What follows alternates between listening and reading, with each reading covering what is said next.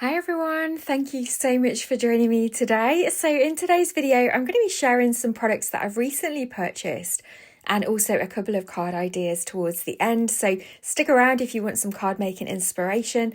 But first, let me show you what I've recently purchased. So these have been on my wish list since they came out. I just really feel that I do need a brush that's better for blending backgrounds. And I saw a video where Jennifer Maguire used these brushes and they looked really good. I asked in the Share Handmade Kindness Facebook group whether they would work with ink cubes, and I was assured that a lot of people used them with their ink cubes and had great success. So I'm really looking forward to trying these out. These are the reds, I think they call this group of coloured brushes, and then there's like a blues and greens pack and a whites pack. So yeah, I thought I'd just get the one to try them as well first of all. I then purchased this gorgeous 3D embossing folder from Altenew.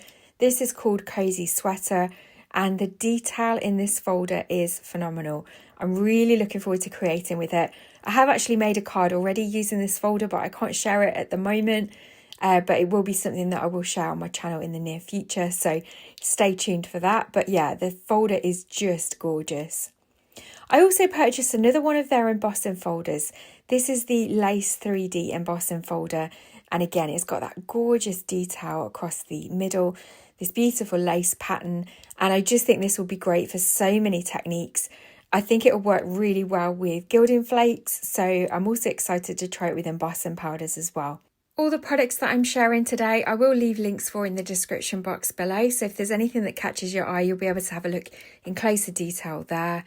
Next, I've got this layering die set from Altenew. This is the Asters. Now, I've not used their keyhole dies. I haven't actually bought any of their die sets, I don't think. Maybe a really older one. But yeah, I was really surprised how big the dies were. When I saw the packaging, I thought they were going to be quite small, but they're actually really good sized flowers. And I really love the fact that the back of the packaging shows you how to put them together. It's got their unique keyhole system, so it's really easy to line the die cuts up. So I'm really excited to have a little play with this and create some really beautiful flowers for my card making projects. So I also purchased the Majestic Maple Tree Layering die. I just thought this would be so versatile. I love the fact that you could just use the trunk on its own, but also layer up the tree so that you get that beautiful, gorgeous tree. And of course, this will suit all seasons. I actually thought it would be really good for anniversary cards, wedding cards, and even sympathy cards. So yeah, I think it could be used for a wide variety of things. But yeah, I was really surprised at how big that was as well. So it would really fill an A2 card for definite. So then I couldn't resist this Pet Pals collection from Concord and 9th. I just love cats and, well, all animals, but definitely cats. So it was the cat that really sold it to me, but obviously you've got the dog. So for all those friends I've got that love dogs, it'll be perfect for them too. And then you've got that background die and the little stamp set that goes along with it. So yeah, I'm really, really excited to play with that. Now, for those of you that have been following my channel for a while, you know that I do love the Crafters Workshop stencil butters, but they're actually really difficult to get hold of in the UK, so I'd have to order them directly from the US, and whilst that is possible, shipping costs are quite expensive. So I thought I'd give the Lunar paste a go from the Simon Hurley range. It's a little bit more easier to get hold of in the UK, and so I bought a selection of colours. I really like the colours that are in the collection. I particularly like the neon colours as well, so I'm quite excited to play with those. And they're perfect for all the same techniques that I would use the stencil butter for. So I'm going to demonstrate one of those techniques in a moment, one that I demonstrated a long time ago on my channel using embossing folders. That's a really fun tutorial, so I'm going to share a similar example using the Lunar paste today. The Lunar paste comes with 59ml or 2 ounces of paste in, so they're exactly the same volume as the Crafters Workshop stencil butters, and visually they look like they have the very same texture. So this is the Neon Lunar paste in the colour Hot Mess. It's an absolutely gorgeously vibrant pink, but you can see it's got that really lovely creamy texture. So I'll be having a play with these, and let me know in the comments below what you think of the Lunar paste. Have you tried it yourself? Have you compared it with the Crafters Workshop stencil butters before? My first impressions, and from what I've seen online, is that they're kind of a very similar product, if not identical. I think the main difference for me is just it's much more easily available in the UK. So I'm going to start playing with these straight away, and I'm going to demonstrate 2 cards using the paste with your embossing folders. So this is a 3D embossing folder from Sizzix, but any 3D embossing folder that you've got in your stash will work. You can try it with a standard embossing folder, but I think the 3D ones give the best effect. And all I'm going to start by doing is adding some of the Lunar paste onto the embossing folder. I'm using the 3 neon colours, so the yellow one is Yellow Jacket. Then I'm going to be using Hot Mess, which is that vibrant pink, and then I'm going to be using the purple, which is called Mood Ring. And I'm just using a palette knife to add a little bit of the paste to my embossing folder. Now, I'm using way too much paste here. You don't need to add this much.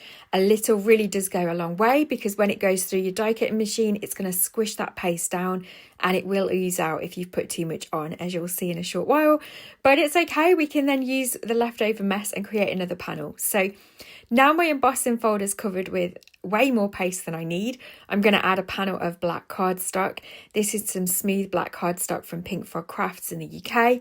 And I'm going to then run that through my Big Shot die cutting machine. It can be a little bit messy, so maybe have a cloth to hand. As you can see, it's oozed out there. Fortunately, it just stayed on my base plate. But look at that gorgeous texture that we get. And I love how these colours work well together. It's kind of like a really vibrant autumn feel to it. So don't be afraid to use neon colours to create really fun cards, even if you want autumnal looking cards. I'm then going to spread on that extra paste back into the embossing folder. Again, I'm just using my palette knife to do this. You can see we've now got our own custom colour because they've all blended together, and it's created kind of like a peachy pink. And so we can emboss that excess paste as well, so nothing really gets wasted here. So once that's run through my die cutter machine, I will need to just set them aside to dry, clean up the mess, and then we can start turning these gorgeous backgrounds into cards. If you do end up with any big lumps of paste, I'd just remove them, because it will just take too long to dry and you're not really wanting that texture on a card. So I just remove that. So once I've cleared up my desk, the panels are dry, we can start turning them into cards. Ignore the sentiments to my right. I had an idea for them, but then changed my mind. So I'm just going to trim this panel down to be 3.5 inches by 4 3/4. That's going to give a really nice white border then on an A2 card blank. I'm going to pop it up on some foam tape just so that it's got a little bit of dimension, and then I can stick that down on my card panel. Now, originally I thought I'd use the neon paste to kind of create my own cardstock, which is what those hello dies are to the right. And then I die cut the shadow layer and the letters in black as well, because I wasn't sure. But I just decided, because the colours are blended together, you'd lost the bright neon colour, so it kind of didn't really match the card very well. So I decided to just die cut the sentiment again with black shadow layer and white letters, and then I've added that sub sentiment that says "You okay?" and that's from the Kristina Werner Just Checking In stamp set. So I just think that finished off the card really nicely. For the second card, I'm going to step this up a little bit. So first of all, I'm going to trim it down, and then I'm going to use the Waffle flower die set. This is the nesting piercing ticket frame dies, and it creates a really gorgeous frame, but I just want to use the centre part today. So I'm going to pop the frame out and pop it to one side, because I will use that for another project. And if you want to see what I do with that, then stay tuned to my Instagram page, which is @meerkatmakes_by_Elle, where I share lots of card projects. So for today, I'm just using that centerpiece, and I'm going to use this die set from Waffle Flower as well. This is the Butterfly Blossom die set, and I really like the way that you can cut 3 butterflies on one die. They're not actually joined together, so you can then rearrange them in the way that you want to in your project. And initially, my plan was just to have them in the same direction that they are on the die, going up that card panel, and then just adding a sentiment. But I ended up completely changing direction, and it was funny how this really came together. So I've popped out the butterflies, and then I thought I'm going to try and add some Lunar paste using a paintbrush, just to add a little bit of colour to kind of not tone down the black, but just to kind of, you know, just see what the Lunar paste would do really. So I ended up using this Mood Ring Lunar paste. This is the neon one again. And I used it with a paintbrush, and then I just added a thin layer with my finger instead. I found that to be a lot more even and quicker. And then I set those aside to dry. They only took a moment. I then added some foam tape to the back of that card panel just to pop it up on my card front and give it some dimension. I then added the centres to the butterflies, just using a little bit of liquid glue and a wax pickup pencil just to help me pick those up and stick them down. And I think adding the centres to the butterflies really finished those off. I thought they looked really pretty once they'd got their bodies on. And then I thought I'd use the same layout as the die, but I just changed my mind and completely changed tack. And I dug out this large Concord and 9th friend die. I've added a sub-sentiment from the So Many Sayings stamp set that says "You are loved."